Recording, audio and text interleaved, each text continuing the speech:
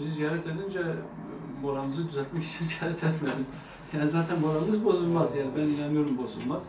Doğru haberin gönlüye geçmesi arifesinde ona ilgiyi azaltmak, yani terörize etmek, birçok amaç ve hedef var.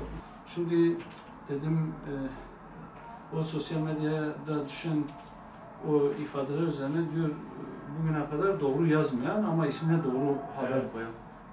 Şimdi dedim ya büyüğünden küçüğüne kadar ağızlarında tek doğru bir laf çıkmayanların bunu söylemesi bana dokunuyor.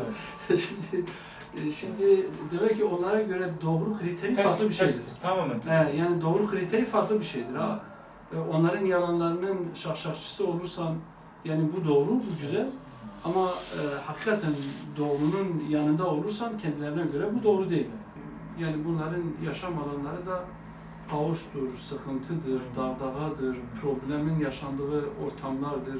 Onlar bu tür ortamlardan besleniyorlar. İnşallah Rabbim yani bu halkı, bu Müslümanları, bu ülkeyi, İslam coğrafyasını yani bu tür fitnecilerin fitnesine karşı muhafaza kılar.